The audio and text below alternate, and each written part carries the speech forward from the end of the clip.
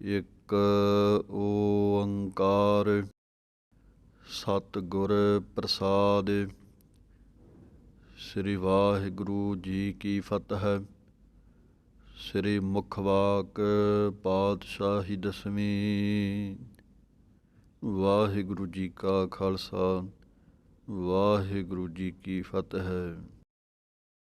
ਸ੍ਰੀ ਜਾਪ ਸਾਹਿਬ ਜੀ ਦੀ ਬਾਣੀ ਦੀ ਸੰਥਿਆ ਆਰੰਭ ਹੋਣ ਜਾ ਰਹੀ ਹੈ। ਪਹਿਲੀਆਂ ਭਾਗਾਂ ਦੇ ਵਿੱਚ ਆਪ ਜੀ ਨੇ ਸ੍ਰੀ ਜਪਜੀ ਸਾਹਿਬ ਜੀ ਦੀ ਪਾਠ ਦੀ ਸੰਥਿਆ ਸਰਵਣ ਕੀਤੀ ਸੀ। ਸੋ ਸ੍ਰੀ ਜਾਪ ਸਾਹਿਬ ਸ੍ਰੀ ਗੁਰੂ ਗੋਬਿੰਦ ਸਿੰਘ ਮਹਾਰਾਜ ਸੱਚੇ ਪਾਤਸ਼ਾਹ ਜੀ ਦੀ ਆਪਣੀ ਰਚਨਾ ਹੈ। ਸ੍ਰੀ ਦਸਮ ਗ੍ਰੰਥ ਦੀ ਪਹਿਲੀ ਬਾਣੀ ਹੈ ਅਤੇ ਨਿਤਨੇਮ ਦੇ ਵਿੱਚ ਅਤੇ ਅੰਮ੍ਰਿਤ ਸੰਚਾਰ ਦੇ ਵੇਲੇ 2 ਨੰਬਰ 'ਤੇ ਪੜ੍ਹੀ ਜਾਣ ਵਾਲੀ ਬਾਣੀ ਹੈ। ਸੋ ਗੁਰੂ ਸਾਹਿਬ ਕਿਰਪਾ ਕਰਨ, ਸਭ 'ਤੇ ਮਿਹਰ ਭਰਿਆ ਹੱਥ ਰੱਖਣ ਤਾਂ ਜੋ ਬਾਣੀ ਨੂੰ ਸਹੀ ਢੰਗ ਦੇ ਨਾਲ ਸੁੱਧ ਕਿਵੇਂ ਉਚਾਰਨ ਕਰਨਾ ਹੈ ਇਹ ਸਮਝ ਸਕੀਏ। ਸਭ ਤੋਂ ਪਹਿਲਾਂ ਗੁਰੂ ਸਾਹਿਬ ਜੀ ਨੇ ਮੰਗਲਾ ਚਰਨ ਦਰਜ ਕੀਤਾ ਹੈ। ਇੱਕ ਓੰਕਾਰ ਸਤਿਗੁਰ ਪ੍ਰਸਾਦਿ। ਇੱਕ ਓੰਕਾਰ ਨੂੰ ਕਿਵੇਂ ਉਚਾਰਨ ਕਰਨਾ ਹੈ, ਸ੍ਰੀ ਜਪਜੀ ਸਾਹਿਬ ਜੀ ਦੇ ਪਹਿਲੇ ਭਾਗ ਦੇ ਵਿੱਚ ਆਪ ਜੀ ਨਾਲ ਸਾਂਝ ਪਾਈ ਸੀ ਕਿ ਪਹਿਲਾਂ ਇੱਕ ਬੋਲਣਾ ਹੈ, ਈੜੀ ਸਿਹਾਰੀ ਕੱਕਾ ਇੱਕ, ਊੜੇ ਹੋੜਾ ਊੜਾ ਖੁੱਲ੍ਹਾ ਉੱਪਰੋਂ, ਐੜੇ ਟਿੱਪੀ ਕੱਕੇ ਕੰਨਾ ਰਾਰਾ, ਓੰਕਾਰ। ਇਹ ਸਹੀ ਉਚਾਰਨ ਹੈ। ਸਤਿਗੁਰ ਪ੍ਰਸਾਦ।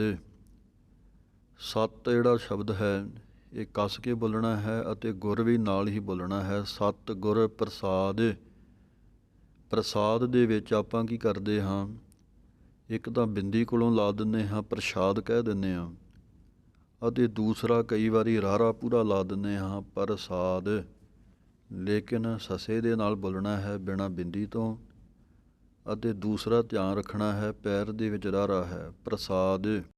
ਹੁਣ ਕਈ ਗੁਟਕੇ ਸਾਹਿਬਾਂ ਦੇ ਵਿੱਚ ਇਹ ਮੰਗਲਾਚਰ ਨਹੀਂ ਲਿਖਿਆ ਹੁੰਦਾ, ਸਿੱਧਾ ਹੀ ਸ੍ਰੀ ਵਾਹਿਗੁਰੂ ਜੀ ਕੀ ਫਤਿਹ ਲਿਖਿਆ ਹੁੰਦਾ, ਜਾਂ ਸਿੱਧਾ ਹੀ ਜਾਪ ਸਾਹਿਬ ਲੈ ਕੇ ਆਰੰਭ ਕੀਤਾ ਜਾਂਦਾ ਹੈ।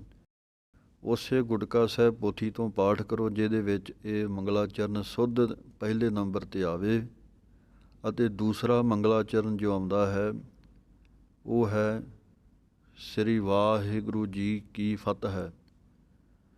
ਇੱਥੇ ਪਾਠ ਹੈ ਸ੍ਰੀ, ਇਹ ਜਲਦੀ ਨਾਲ ਪੜ੍ਹਨਾ ਹੈ, ਇਹਨੂੰ ਸ੍ਰੀ ਨਹੀਂ ਕਹਿਣਾ ਹੌਲੀ ਜਿਹੀ, ਫਿਰ ਸੱਸੇ ਸਿਹਾਰੀ ਰਾਰੇ ਬਿਹਾਰੀ ਲੱਗ ਜਾਵੇਗੀ। ਅਤੇ ਪਾਠ ਪੜ੍ਹਨਾ ਹੈ ਵਾਹਿਗੁਰੂ ਜੀ ਕੀ ਫਤਿਹ, ਵਾਹਿਗੁਰੂ। ਇਹਨੂੰ ਵਾਹਿਗੁਰੂ ਨਹੀਂ ਕਹਿਣਾ, ਕਈ ਵਾਵੇ ਕੰਨਾ ਈੜੀ ਲਾ ਦਿੰਦੇ ਹਨ ਅਤੇ ਕਈ ਵਾਹਿਗੁਰੂ ਆਖ ਦਿੰਦੇ ਨੇ, ਨਾ ਦੀ ਈੜੀ ਲਾਉਂਦੇ ਨਾ ਹਾਹਾ ਲਾਉਂਦੇ, ਅਤੇ ਕਈ ਵਾਹਿਗੁਰੂ ਕਹਿ ਦਿੰਦੇ ਹਨ, ਹਾਹੇ ਨੂੰ ਲਾ ਦਿੰਦੇ ਹਨ। ਸੋ ਇਹ ਚੀਜ਼ਾਂ ਦਾ ਵੀ ਬਹੁਤ ਧਿਆਨ ਰੱਖਣਾ ਹੈ। ਅਤੇ ਪਾਠ ਬੋਲਣਾ ਹੈ ਜੀ ਕੀ, ਇਹਨੂੰ ਜੀ ਕੀ ਨਹੀਂ ਇਕੱਠਾ ਬੋਲਣਾ। ਹੁਣ ਫਤਿਹ ਦੇ ਕਈ ਰੂਪ ਹਨ, 5 ਰੂਪਾਂ ਦੇ ਵਿੱਚ ਆਉਂਦਾ ਹੈ। ਇੱਕ ਤਾਂ ਜਿਵੇਂ ਆਪ ਜੀ ਦਰਸ਼ਨ ਕਰ ਰਹੇ ਹੋ, ਇੱਕ ਵਾਰੀ ਆਉਂਦਾ ਹੈ ਫੱਫਾ ਤੱਤੇ ਸਿਹਾਰੀ ਹਾਹਾ, ਅਤੇ ਇੱਕ ਵਾਰੀ ਆਉਂਦਾ ਹੈ ਫੱਫਾ ਤੱਤੇ ਲਾਂ, ਅਤੇ ਚੌਥੀ ਵਾਰੀ ਆਉਂਦਾ ਹੈ ਫੱਫਾ ਤੱਤਾ ਹਾਹੇ ਸਿਹਾਰੀ। ਅਤੇ ਇੱਕ ਹੋਰ ਸਰੂਪ ਸਾਹਮਣੇ ਦੇਖਣ ਨੂੰ ਮਿਲਦਾ ਹੈ, ਉਹ ਹੈ ਫੱਫਾ ਤੱਤੇ ਲਾਂ ਹਾਹੇ ਸਿਹਾਰੀ। ਅੱਗੇ ਬਾਣੀ ਦਾ ਨਾਮ ਹੈ ਜਾਪ। ਇੱਥੇ ਰੁਕਣਾ ਹੈ ਕਿਉਂਕਿ 2 ਡੰਡੀਆਂ ਹਨ ਅੱਗੇ। ਇੱਦਾਂ ਨਹੀਂ ਸ਼ੁਰੂ ਕਰ ਦੇਣਾ ਵੀ ਜਾਪ ਸ੍ਰੀ, ਜਾਪ ਪੜ੍ਹ ਕੇ ਫਿਰ ਅੱਗੇ ਪੜ੍ਹਨਾ ਹੈ ਸ੍ਰੀ ਮੁਖ ਵਾਕ ਪਾਤਸ਼ਾਹੀ ਦਸਵੀਂ। ਹੁਣ ਇਹਦੇ ਵਿੱਚ ਵੀ ਧਿਆਨ ਰੱਖਣਾ ਹੈ, ਸ੍ਰੀ ਜਲਦੀ ਨਾਲ ਪੜ੍ਹਨਾ ਹੈ, ਮੁੱਖ ਜੋ ਪਾਠ ਹੈ ਮੁੱਖ ਇਹ ਕੱਸ ਕੇ ਬੋਲਣਾ ਹੈ, ਅਤੇ ਵਾਕ ਨਾਲ ਪੋਲਾ ਪੜ੍ਹਨਾ ਹੈ, ਮੁੱਖ ਵਾਕ ਪਾਤਸ਼ਾਹੀ। ਹੁਣ ਇਹਨੂੰ ਪਾਤਸ਼ਾਹੀ ਨਹੀਂ ਕਹਿਣਾ, ਸੱਸੇ ਦੇ ਪੈਰ ਦੇ ਵਿੱਚ ਬਿੰਦੀ ਲਾ ਕੇ। ਜਿਵੇਂ ਸ੍ਰੀ ਜਪਜੀ ਸਾਹਿਬ ਦੇ ਪਾਠ ਦੇ ਵਿੱਚ ਧਿਆਨ ਰੱਖਿਆ ਸੀ ਆਪਾਂ, ਪੈਰ ਦੇ ਵਿੱਚ ਬਿੰਦੀਆਂ ਨਹੀਂ ਸੀ ਲਾਈਆਂ, ਇਸੇ ਤਰ੍ਹਾਂ ਹੀ ਇੱਥੇ ਵੀ ਪਾਤਸ਼ਾਹੀ ਪੜ੍ਹਨਾ ਹੈ ਅਤੇ ਧਿਆਨ ਰੱਖਣਾ ਹੈ, ਇਹਨੂੰ 10 ਨਹੀਂ ਕਹਿਣਾ। ਕਈ ਪਾਤਸ਼ਾਹੀ 10 ਇੱਦਾਂ ਪੜ੍ਹਦੇ ਹਨ। ਜਿਵੇਂ ਸ੍ਰੀ ਗੁਰੂ ਗ੍ਰੰਥ ਸਾਹਿਬ ਮਹਾਰਾਜ ਦੀ ਬਾਣੀ ਦੇ ਵਿੱਚ ਗੁਰੂ ਸਾਹਿਬਾਨਾਂ ਦੀ ਬਾਣੀ ਜਦੋਂ ਆਪ ਜੀ ਪੜ੍ਹਦੇ ਹੋ ਤਾਂ ਜਿਸ ਵੀ ਗੁਰੂ ਸਾਹਿਬ ਦੀ ਬਾਣੀ ਹੈ ਉਹਦੇ ਉੱਤੇ ਸਿਰਲੇਖ ਹੁੰਦਾ ਹੈ ਮਹੱਲਾ ਪਹਿਲਾ, ਮਹੱਲਾ ਦੂਜਾ, ਮਹੱਲਾ ਤੀਜਾ। ਇੱਥੇ ਮਹੱਲੇ ਦੀ ਜਗ੍ਹਾ ਦੇ ਉੱਤੇ ਗੁਰੂ ਸਾਹਿਬ ਨੇ ਪਾਤਸ਼ਾਹੀ ਲਿਖਿਆ ਹੈ। ਪਾਤਸ਼ਾਹੀ 10ਵੀਂ, ਕਈ ਨੂੰ 10ਵੀਂ ਪੜ੍ਹਦੇ ਹਨ, ਮੰਮਾ ਲਾ ਦਿੰਦੇ ਨੇ, ਪਰ ਧਿਆਨ ਰੱਖਣਾ ਹੈ ਦੱਦਾ ਸੱਸਾ ਵਾਵੇ ਬਿਹਾਰੀ ਉੱਤੇ ਬਿੰਦੀ ਲਾਉਣੀ ਹੈ 10ਵੀਂ। ਸੋ ਅੱਗੇ ਛੰਦ ਆਰੰਭ ਹੋ ਰਿਹਾ ਹੈ। ਛਪੈ ਛੰਦ, ਛਪੈ ਪਾਠ ਪੋਲਾ ਪੜ੍ਹਨਾ ਹੈ, ਇਹਨੂੰ ਛਪੈ ਨਹੀਂ ਕਹਿ ਦੇਣਾ। ਛਪੈ ਦਾ ਮਤਲਬ ਹੈ ਜਿਹਦੇ ਵਿੱਚ 6 ਪੰਕਤੀਆਂ ਹੋਣ। ਸੋ ਇਸ ਛੰਦ ਦੀਆਂ ਵੀ 6 ਪੰਕਤੀਆਂ ਹਨ, ਛਪੈ ਛੰਦ ਹੈ। ਅੱਗੇ ਹੈ ਤਵੈ ਪ੍ਰਸਾਦ, ਅਤੇ ਜੋ ਤੱਤੇ ਦੇ ਪੈਰ ਦੇ ਵਿੱਚ ਵਾਵਾ ਹੈ, ਇਹ ਵੀ ਸਾਧ ਸੰਗਤ ਜੀ ਇਹਨੂੰ ਵੱਖੋ ਵੱਖ ਢੰਗ ਦੇ ਨਾਲ ਬੋਲਦੇ ਹਨ। ਕਈ ਤੋ ਕਹਿੰਦੇ ਹਨ, ਤੱਤੇ ਹੋੜਾ ਤੋ। ਕਈ ਤਾਓ ਕਹਿੰਦੇ ਹਨ, ਤੱਤਾ ਊੜੇ ਔਂਕੜ। ਕਈ ਪੂਰਾ ਤਵ ਪੜ੍ਹਦੇ ਹਨ ਅਤੇ ਕਈ ਪੜ੍ਹਦੇ ਹਨ ਤੱਤੇ ਔਂਕੜ ਐੜਾ ਮੁਕਤਾ ਤਵ। ਲੇਕਿਨ ਜੋ ਦਮਦਮੀ ਟਕਸਾਲ ਦੇ ਵਿੱਚ ਸੰਪਰਦਾਇ ਕਰਾਇਆ ਜਾਂਦਾ ਹੈ, ਤੱਤੇ ਔਂਕੜ ਐੜੇ ਦੇ ਉੱਤੇ ਅੱਧੀਆਂ ਦਲਾਈਆਂ ਦੀ ਆਵਾਜ਼ ਦੇ ਕੇ ਬੋਲਣਾ ਹੈ ਜਲਦੀ ਦੇ ਨਾਲ ਤਵੈ। ਕਈ ਇਹਨੂੰ ਪੂਰਾ ਐੜੇ ਦੇ ਦਲਾਈਆਂ ਲਾ ਦਿੰਦੇ ਹਨ, ਤਵੈ ਪੜ੍ਹ ਜਾਂਦੇ ਹਨ। ਲੇਕਿਨ ਜੋ 2 ਮੁੱਖ ਪਾਠ ਮੰਨੇ ਗਏ ਹਨ ਉਹ ਇੱਕ ਤਾਂ ਇਹ ਹੈ ਕਿ ਤੱਤੇ ਔਂਕੜ ਐੜਾ ਮੁਕਤਾ ਤਵ, ਅਤੇ ਜੋ ਟਕਸਾਲ ਦੇ ਸਿੰਘਾਂ ਨੂੰ ਕਰਵਾਇਆ ਜਾਂਦਾ ਹੈ ਉਹ ਤੱਤੇ ਔਂਕੜ ਐੜੇ ਦੇ ਉੱਤੇ ਅੱਧੀਆਂ ਦਲਾਈਆਂ ਦੀ ਆਵਾਜ਼ ਆਉਂਦੀ ਹੈ, ਤਵੈ ਪਾਠ ਜਲਦੀ ਦੇ ਨਾਲ ਪੜ੍ਹਨਾ ਹੈ। ਸੋ ਪਹਿਲੀ ਪੰਕਤੀ ਹੈ ਚੱਕਰ ਚਿਹਨ ਅਰ ਬਰਨ ਜਾਤ ਅਰ ਪਾਤ ਨਹਿਨ ਜੇਹ। ਹੁਣ ਇਸ ਪਾਠ ਦੇ ਵਿੱਚ ਚੱਚੇ ਦੇ ਉੱਤੇ ਅੱਧਕ ਆਈ ਹੈ। ਕਈ ਪੋਥੀਆਂ ਗੁਟਕੇ ਸਾਹਿਬਾਂ ਦੇ ਵਿੱਚ ਅੱਧਕ ਨਹੀਂ ਲੱਗੀ ਹੁੰਦੀ, ਲੇਕਿਨ ਜੋ ਸੰਤ ਬਾਬਾ ਜਰਨੈਲ ਸਿੰਘ ਜੀ ਖਾਲਸਾ ਪਿੰਡਰਾਂ ਵਾਲੇ ਮਹਾਂਪੁਰਖਾਂ ਦੇ ਵੇਲੇ ਜੋ ਗੁਟਕੇ ਸਾਹਿਬ ਪ੍ਰਕਾਸ਼ਿਤ ਹਨ ਉਹਨਾਂ ਦੇ ਵਿੱਚ ਚੱਚੇ ਦੇ ਉੱਤੇ ਅੱਧਕ ਹੈ। ਸ੍ਰੀ ਦਸਮ ਗ੍ਰੰਥ ਸਾਹਿਬ ਜੀ ਦੇ ਸਰੂਪ ਉਹਨਾਂ ਦੇ ਵਿੱਚ ਵੀ ਕਈ ਥਾਂ 'ਤੇ ਅੱਧਕ ਦੇ ਦਰਸ਼ਨ ਹੁੰਦੇ ਹਨ। ਚਿਹਨ ਦੇ ਉੱਤੇ ਥੋੜ੍ਹੀ ਜਮਕ ਲਾ ਕੇ ਰੁਕਣਾ ਹੈ। ਬਾਕੀ ਪਾਠ ਪੜ੍ਹਨਾ ਹੈ ਅਰ ਬਰਨ ਜਾਤ। ਕਈ ਜਿਹੜੇ ਨਵੀਨ ਹਨ ਉਹ ਵਿਸਰਾਮ ਗਲਤ ਲਵਾਉਂਦੇ ਨੇ, ਆਂਦੇ ਜੀ ਬੋਲੋ ਚੱਕਰ ਚਿਹਨ ਅਰ ਬਰਨ, ਲੇਕਿਨ ਚੱਕਰ ਚਿਹਨ ਬੋਲ ਕੇ ਅਰ ਬਰਨ ਜਾਤ ਇੱਥੇ ਵਿਸਰਾਮ ਹੈ। ਅਰ ਪਾਤ ਨਹਿਨ ਜੇਹ, ਸੋ ਇਸ ਕਰਕੇ ਨਹਿਨ ਪਾਠ ਪੜ੍ਹਨਾ ਹੈ ਕਿਉਂਕਿ ਹਾਹੇ ਨੂੰ ਸਿਹਾਰੀ ਹੈ। ਰੂਪ ਰੰਗ ਅਰ ਰੇਖ ਭੇਖ ਕੋਊ ਕਹਿ ਨਾ ਸਕਤ ਕਿਹ। ਰੂਪ ਰੰਗ ਅਰ ਰੇਖ ਭੇਖ ਇੱਥੇ ਵਿਸਰਾਮ ਹੈ। ਪਾਠ ਆਇਆ ਹੈ ਕੱਕੇ ਹੋੜਾ ਊੜੇ ਦਲੈਂਕੜਾ। ਇਸ ਪਾਠ ਨੂੰ ਕੋਊ ਹੀ ਪੜ੍ਹਨਾ ਹੈ।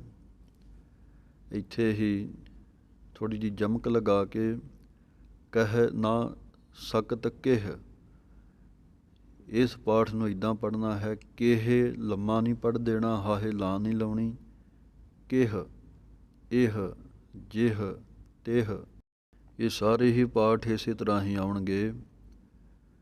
ਸੋ ਅਗਲੀ ਪੰਕਤੀ ਹੈ ਅਚਲ ਮੂਰਤ ਅਨਭਉ ਪ੍ਰਕਾਸ਼ ਅਮਿਤੋਜ ਕਹਿਜੈ ਐੜਾ ਚੱਚਾ ਲੱਲਾ। ਤਿੰਨੇ ਹੀ ਮੁਕਤੇ ਹਨ, ਲੇਕਿਨ ਜਦੋਂ ਪੜ੍ਹਨਾ ਹੈ ਚੱਚੇ ਦੇ ਉੱਤੇ ਅੱਧਕ ਲਗਾ ਕੇ ਪੜ੍ਹਨਾ ਹੈ ਅਚਲ। ਅਤੇ ਪਾਠ ਹੈ ਅਨਭਉ, ਇਹਨੂੰ ਅਨਭਉ ਨਹੀਂ ਕਹਿ ਦੇਣਾ। ਅਨਭਉ ਪ੍ਰਕਾਸ਼ ਪ੍ਰਕਾਸ਼ ਨਹੀਂ ਬੋਲਣਾ, ਸੱਸੇ ਦੇ ਪੈਰ ਦੇ ਵਿੱਚ ਬਿੰਦੀ ਲਾ ਕੇ। ਪ੍ਰਕਾਸ਼ ਪਾਠ ਹੈ ਅਤੇ ਇੱਥੇ ਹੀ ਵਿਸਰਾਮ ਹੈ। ਅਗਲਾ ਪਾਠ ਹੈ ਅਮਿਤੋਜ। ਇਹ ਦੋ ਸ਼ਬਦਾਂ ਨੂੰ ਮਿਲ ਕੇ ਬਣਿਆ ਹੈ, ਅਮਿਤ ਪਲੱਸ ਓਜ। ਲੇਕਿਨ ਸਹੀ ਉਚਾਰਨ ਕਰਨ ਦਾ ਢੰਗ ਹੈ ਐੜਾ ਮੰਮੇ ਸਿਹਾਰੀ ਉੱਤੇ ਅੱਧਕ ਤੱਤੇ ਹੋੜਾ, ਇੰਨਾ ਬੋਲਣਾ ਹੈ। ਅਮਿਤੋ ਨਾਲ ਜੱਜੇ ਦੀ ਆਵਾਜ਼ ਕੱਢਣੀ ਹੈ ਮਗਰੋਂ, ਅਮਿਤੋਜ। ਅਮਿਤੋਜ ਪਾਠ ਪੜ੍ਹਨਾ ਹੈ। ਜੱਜਾ ਜ਼ਿਆਦਾ ਵੀ ਨਖੇੜ ਨਹੀਂ ਕਰ ਦੇਣਾ। ਇਹ ਸਿਰਫ ਸਮਝਣ ਵਾਸਤੇ ਹੈ ਕਿ ਅਮਿਤੋ ਦੀ ਆਵਾਜ਼ ਦੇ ਕੇ ਜੱਜਾ ਨਾਲ ਬੋਲਣਾ ਹੈ, ਅਮਿਤੋਜ। ਕੱਸ ਕੇ ਬੋਲਣ ਵਾਲਾ ਹੈ। ਕੋਟ ਇੰਦਰ ਇੰਦਰਾਣ, ਸਾਹ ਸਾਹਾਣ ਗਣਿਜੈ। ਪਾਠ ਹੈ ਇੰਦਰ। ਦੱਦੇ ਦੇ ਪੈਰ ਦੇ ਵਿੱਚ ਰਾਰਾ ਹੈ ਅਤੇ ਜਲਦੀ ਨਾਲ ਪੜ੍ਹਨਾ ਹੈ ਇੰਦਰ। ਇਹਨੂੰ ਇੰਦਰ ਪੂਰਾ ਨਹੀਂ ਪੜ੍ਹ ਦੇਣਾ, ਪੂਰਾ ਰਾਰਾ ਲੱਗ ਜਾਵੇਗਾ।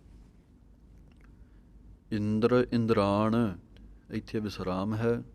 ਸਾਹ ਸਸੇ ਕੰਨਾ ਹਾਹੇ ਸਿਹਾਰੀ। ਹੁਣ ਕਈ ਗੁਟਕੇ ਸਾਹਿਬਾਂ ਦੇ ਵਿੱਚ ਇਹ ਸਾਹੋ ਪਾਠ ਵੀ ਆਉਂਦਾ ਹੈ, ਹਾਹੇ ਦੇ ਔਂਕੜ।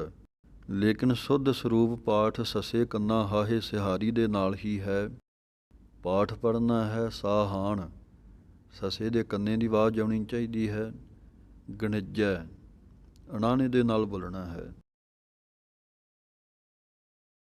ਤ੍ਰਿਭਵਨ ਮਹੀਪ ਸੁਰ ਨਰ ਅਸੁਰ, ਨੇਤ ਨੇਤ ਬਨ ਤ੍ਰਿਣ ਕਹਿਤ। ਸੋ ਪਾਠ ਹੈ ਤ੍ਰਿਭਵਨ। ਇਹਨੂੰ ਢੰਗ ਹੈ ਬੋਲਣ ਦਾ ਤੱਤਾ ਰਾਰੇ ਸਿਹਾਰੀ ਉੱਤੇ ਅੱਧਕ ਭੱਬਾ ਵਾਵਾ ਅਣਾਣਾ। ਤ੍ਰਿਭਵਨ ਰਾਰੇ ਨੂੰ ਸਿਹਾਰੀ ਲਾ ਕੇ ਕੱਸ ਕੇ ਬੋਲਣਾ ਹੈ ਤ੍ਰਿਭਵਨ। ਇਹਨੂੰ ਤਿਰ ਭਵਨ ਨਹੀਂ ਕਹਿਣਾ। ਤ੍ਰਿਭਵਨ ਪਾਠ ਹੈ। ਮਹੀਪ ਸੁਰ ਨਰ ਅਸੁਰ, ਦੂਸਰੀ ਵਾਰੀ ਐੜਾ ਲੱਗ ਕੇ ਅਸੁਰ ਪਾਠ ਬਣਿਆ ਹੈ। ਇੱਥੇ ਹੀ ਵਿਸਰਾਮ ਹੈ। ਨੇਤ ਨੇਤ, ਇਹ ਪਾਠ ਕਈ ਜਗ੍ਹਾ 'ਤੇ ਤੱਤੇ ਸਿਹਾਰੀ ਨਾਲ ਵੀ ਮਿਲਦਾ ਹੈ ਪੋਥੀਆਂ ਦੇ ਵਿੱਚ, ਲੇਕਿਨ ਸ਼ੁੱਧ ਸਰੂਪ ਪਾਠ ਹੈ ਨੰਨੇ ਲਾਂ ਤੱਤਾ। ਨੇਤ ਨੇਤ ਬਾਨ ਪਾਠ ਪੋਲਾ ਪੜ੍ਹਨਾ ਹੈ। ਫਿਰ ਅਗਲਾ ਪਾਠ ਹੈ ਤ੍ਰਿਣ, ਤੱਤਾ ਰਾਰੇ ਸਿਹਾਰੀ ਉੱਤੇ ਅੱਧਕ ਅਣਾਣਾ, ਤ੍ਰਿਣ। ਅਗਲਾ ਪਾਠ ਹੈ ਕਹਿਤ। ਇਸ ਪਾਠ ਨੂੰ ਕਹਿਤ ਨਹੀਂ ਬੋਲਣਾ, ਕੱਕੇ ਦੇ ਦਲਾਈਆਂ ਨਹੀਂ ਲਾਉਣੀਆਂ। ਪਾਠ ਬੋਲਣਾ ਹੈ ਕਹਿਤ। ਤਵੈ ਸਰਬ ਨਾਮ ਕਥੈ ਕਵਨ, ਕਰਮ ਨਾਮ ਵਰਣਤ ਸੁਮਤ। ਤੱਤੇ ਦੇ ਪੈਰ ਦੇ ਵਿੱਚ ਵਾਵਾ ਹੈ। ਤੱਤੇ ਔਂਕੜ ਐੜੇ ਦੇ ਉੱਤੇ ਅੱਧੀਆਂ ਦਲਾਈਆਂ ਦੀ ਆਵਾਜ਼ ਕੱਢ ਕੇ ਤਵੈ।